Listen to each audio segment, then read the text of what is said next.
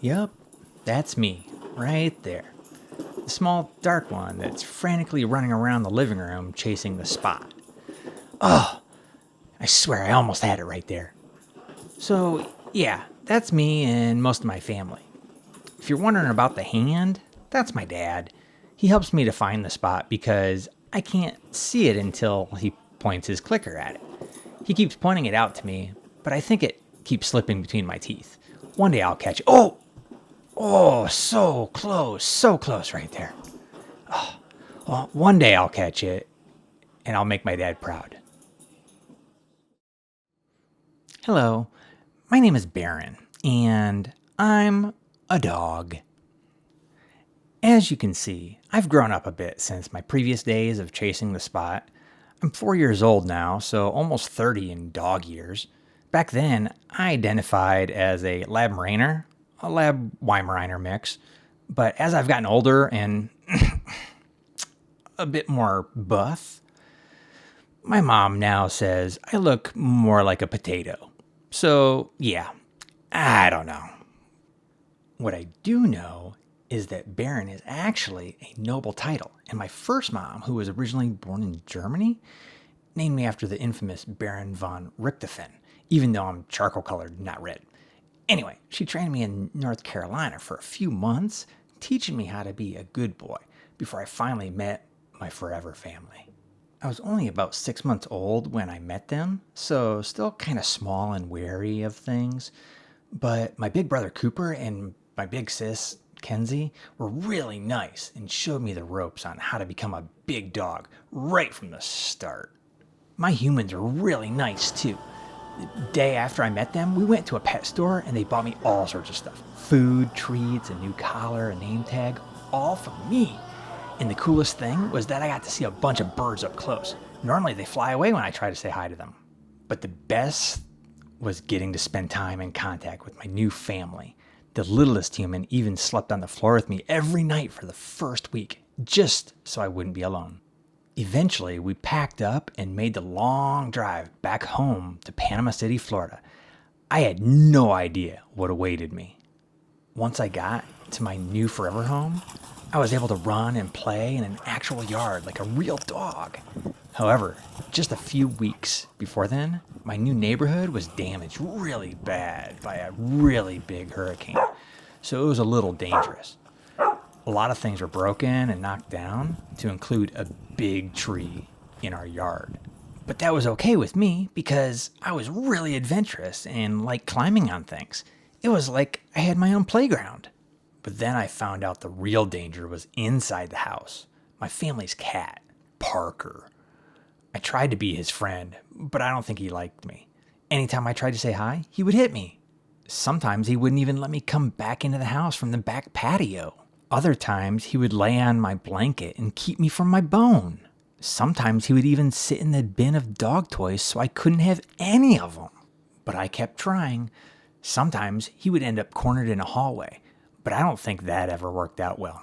Eventually I figured out that if I didn't make eye contact, I could get closer to him, but I was never able to just sniff him.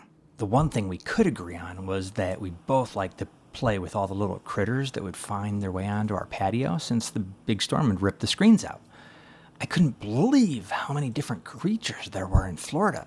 There were a lot of lizards. Some of them had really cool throats that would puff up. Sometimes they would fight back and bite my lip. But I was just trying to play with them. Occasionally, Dad would be like, "Okay, that's enough," and he would pick them up and take them away from me. Some of them could fly, and I was told that they were real-life dragons, so that was cool. But my favorite critters to find were the frogs that started living in our hot tub after the storm, since Mom and Dad kept warm water in it, but weren't using it themselves.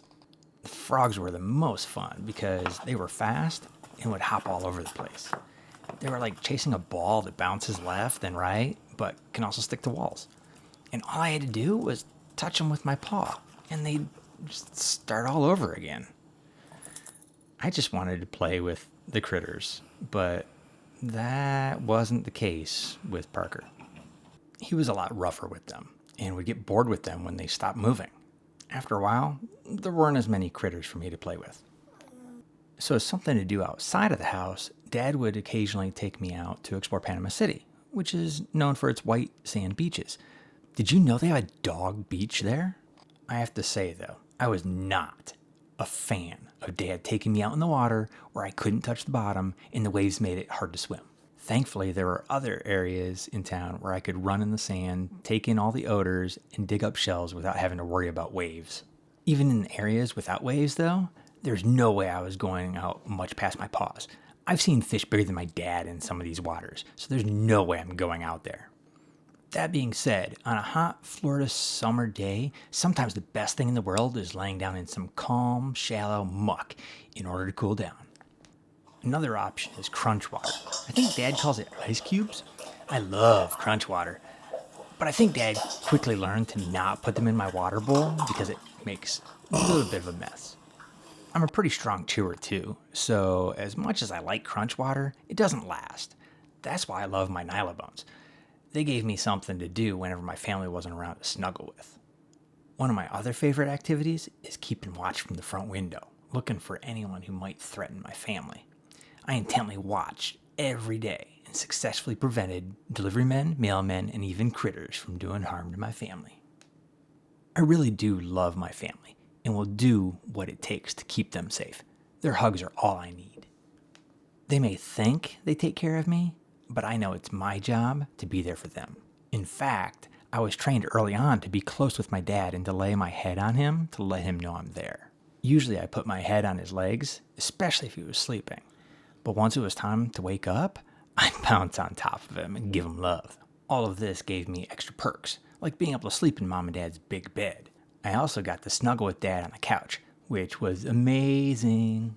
Over time, though, I started to take advantage of this and sleep on the couch during the daytime, even without Dad.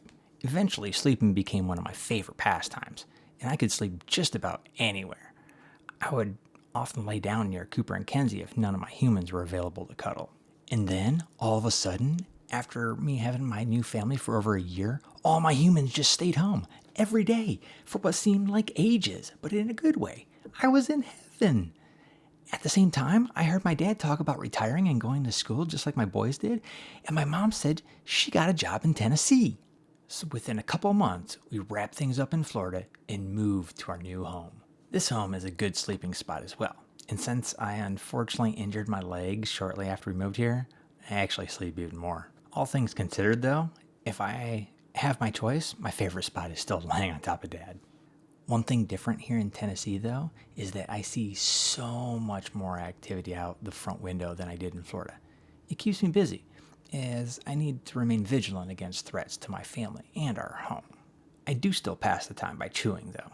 Luckily, I know what to and what not to chew on. And of course, I still love crunch water, but now Dad uses them as treats rather than giving me regular dog treats. I'm not mad. I've actually become a pretty awesome goalie, if I do say so myself. I guess it's also a way to motivate my potato butt to move. Well, in Florida, I like going for walks on the beach, but here my walks have been limited to MTSU's campus. Dad says I'm a chick magnet, but I still haven't seen any chickens. Another big change from Florida, snow. I have short legs and I'm stocky. I'm essentially a plow. I don't like being a plow. I do still like to explore in my backyard though. If I really want to go out, I'll ring the bell on the door to let Dad know. Once I'm outside, I could take in the scents and taste of my yard all day if Dad let me. I really like the taste of our grass. I also have a palate for poop, so there's that. But Dad doesn't like me eating those things. What I do to extend my yard time, though, is I wait until he says it's time to go back inside. Then I find a nice place to poop. As far as the local critters go, rather than lizards and frogs, I've tried to play with such things as rabbits, possums, and a bumblebee. The one thing that I shouldn't have messed with, however, was a wasp. I now know that I do not like wasps. Along those same lines, after almost 4 years of living together, I still have to keep an eye out for Parker. I'm the only one he messes with. Maybe it's because he takes joy in hearing me yelp when he jumps out at me or chases me across the room. Parker is a bully. I don't like bullies. The most tragic thing in the past year, however, was that we lost Kenzie. Luckily, Dad got one last picture of me, her, and Cooper just before then. She was 13 years old, So she lived her life, but I miss her, and so does Cooper. It's drawn Cooper and I closer together, so that's nice. Now it's up to us to keep watch over our humans and remind them that they're loved. One way I do that is, of course, through cuddles. If I can't lay down with someone, I'll give them gentle muzzle presses and let them pet me as long as they need to. And then I also make it a point to be the first family member my humans see when they get home and walk through the door. When I hear the overhead garage door open, I take my place by the living room couch, waiting intently for the interior garage door to open.